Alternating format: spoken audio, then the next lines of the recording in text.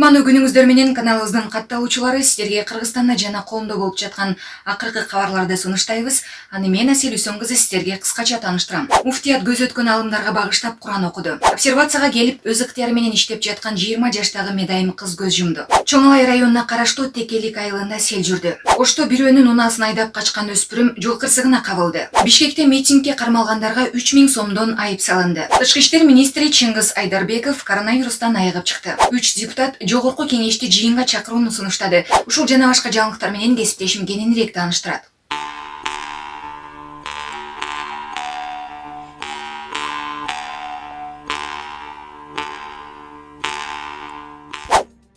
Үч депутат Жогорку кеңешти кезексиз жыйынга чакырууну сунуштады. Парламенттин жообу.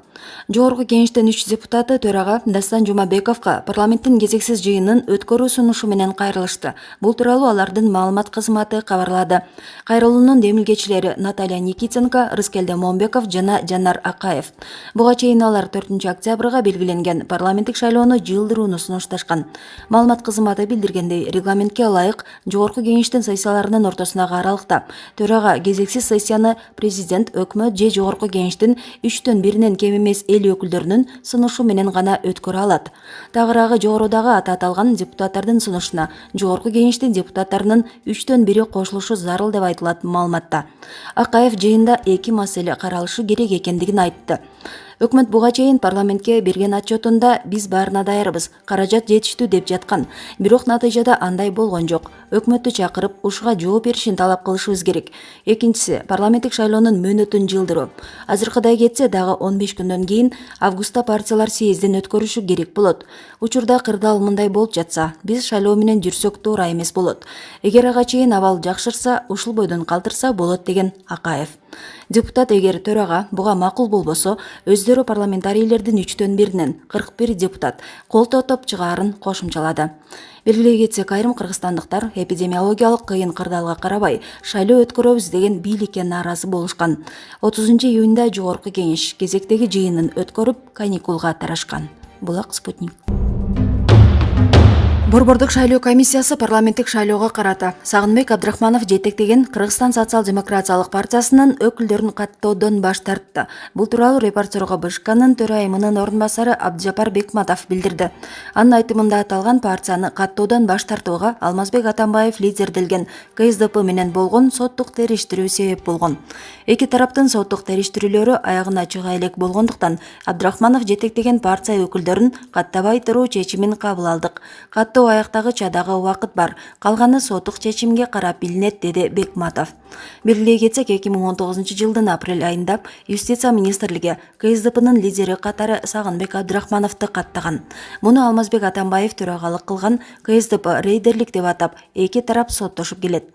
Күзүндө өтө турган парламенттик шайлоого катышуу ниетин билдирип, 44 саясий партия Борбордук шайлоо комиссиясына өздөрүнүн документтерин жиберген. Булак Репортер. Өлкөнүн тышкы иштер министри Чыңгыз Айдарбеков коронавирус жуктуруп алып, айыгып чыкканын Facebook баракчасы аркылуу билдирди. Анын айтымында оору менен бир жумадан ашык убакыт күрөшкөн.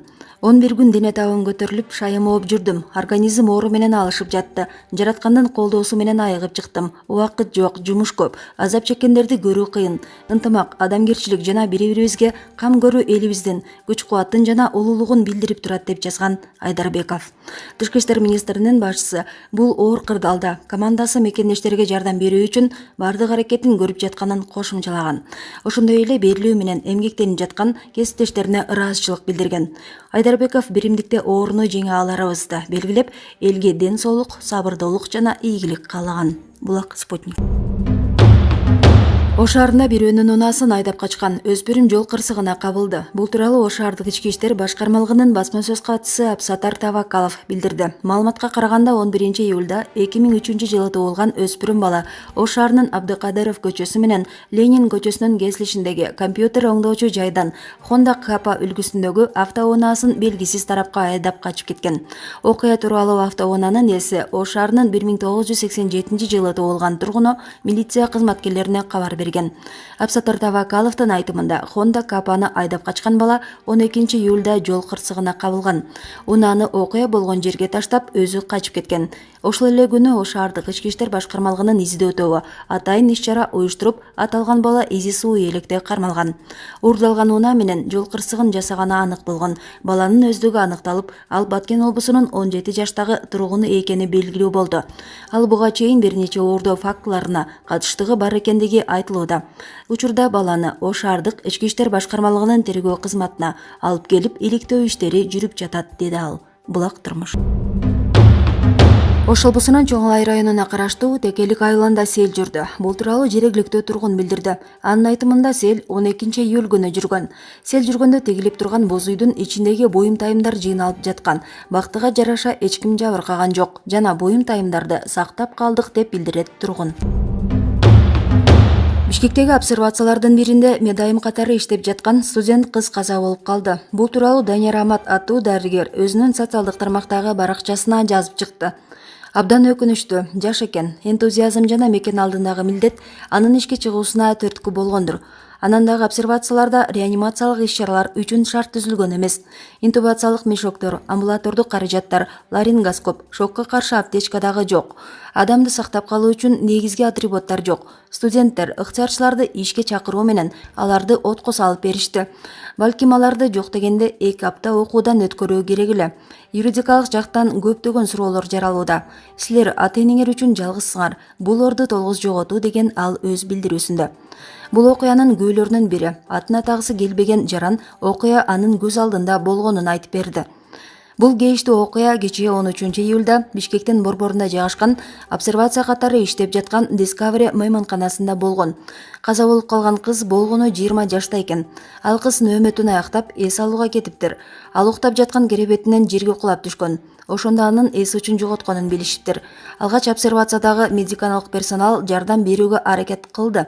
Мындан тышкары тез жардам кызматы чакыртылган. Обсервациядагылар жеке унаа менен жандандыруу бөлүмүнө керектүү шаймандарды издеп кетишкенде тез жардам кызматы келди. Медиктер өмүрүн сактап калууга жан өрөп жатышты. Тилекке каршы жаш кыз каза болуп калды. Менин айткым келгени, ал жакта жалаң жаштар иштейт экен. Жаштык менен көп нерсени жүрөгүнө жакын кабыл алышат окшойт. Себеби жаш кызды жүрөгү кармап каза болду дешти, дейт күбө. 13 июлда Орто калабыздагы Имам Саракси атындагы башкы мечитте Азирети муфтий Максатбек Ажы Токтомушев Кыргызстан мусулмандарынын дин башкармалыгынын түзүмүндөгү бардык дин кызматкерлери, медресе окуучулары тарабынан окулган 362 Курани хатымды өткөрүштү. Бул тууралуу муфтияттан билдиришти. Курандын сообу мурдагы Азирети муфтий Аалымдар кеңешинин мүчөсү Чуагажы Желиловдун, Бишкек шаарынын мусулмандар казысы Садридин Ажы Маджидовдун, Лухман Аль-Хаким Ислам институтунун ректору Лугмар Ажы Гауахановдун жана бул оорудан көз жумган бир туугандарыбыздын арбактарына багыштап дуа кылды.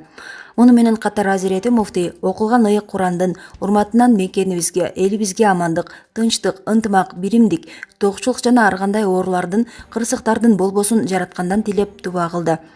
Алла Таала ушул окулган 362 Курани хатымды кабыл кылсын.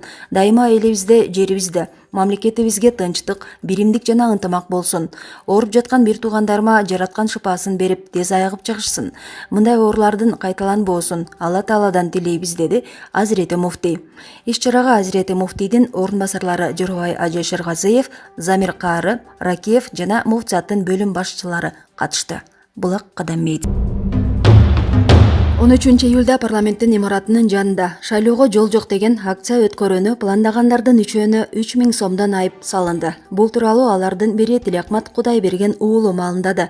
Анын айтымында алар милициядан 13 июль күнү кечинде чыгышкан. Бизге тартип буздуңар, тиле албай койдуңар деп 3000 сомдон айып пул салынды. Ал протоколдордун көчүрмөсү өзүбүздө. Андан башка айып койгон жок, деди Тилекмат Кудайберген уулу. Буга чейин Ички иштер министрлиги 13 июлда Ак үйдүн жанында шайлоого жол жок деген акция өткөрүүнү пландагандардын үчөө буга чейин тергөө кызматында тергелип жаткан бийликти күч менен алууга чакырык боюнча фактыга тиешеси болушу мүмкүн экенин маалымдаган. Милиция бул күнү аянттан 3 киши кармалганын, аларга карата ыкчам тергөө иштери жүрүп жатканын маалымдаган. Алардан тышкары 13 июлда Ак үйдүн алдында дагы 8 адам кармалып, кайра кое берилди. Бишкек милициясы ал жерде жалпысынан 25-30 адам тыюуга карабастан аянттын ар кайсы жерине чогулганын айтууда. Санитардык эпидемиологиялык талаптардын бузулушуна жол бербөө жана тынч митингдер жөнүндө мыйзамга ылайык алардын арасынан эң аксиодуу деген 8 түшүндүрүү иштерин жүргүзүү үчүн кармалып, 1-май райондук милициясына жеткирилгенин билдирген. Буга чейин бир катар саясатчылар жана коомдук ишмерлер эпидемиологиялык абалды эске алып, өлкөдө өзгөчө абал киргизүү аркылуу парламенттик шайлоону жылдырууну сунуш кылышкан. Социалдык түйүндөрдөгү талкууларда бул демилгени колдогондор да эпидемия учурунда шайлоо өткөрүү элди сыйлабастык болот дегендер бар. Борбордук шайлоо комиссиясы шайлоону эпидемияга карабастан өз убагында өткөрүү демократиялык өлкө үчүн маанилүү талап экенин билдирип жатат. Президент Сооронбай Жээнбеков кезектеги парламенттик шайлоону 4 октябрда өткөрүү тууралуу жарлыкка 3 июлда кол койгон.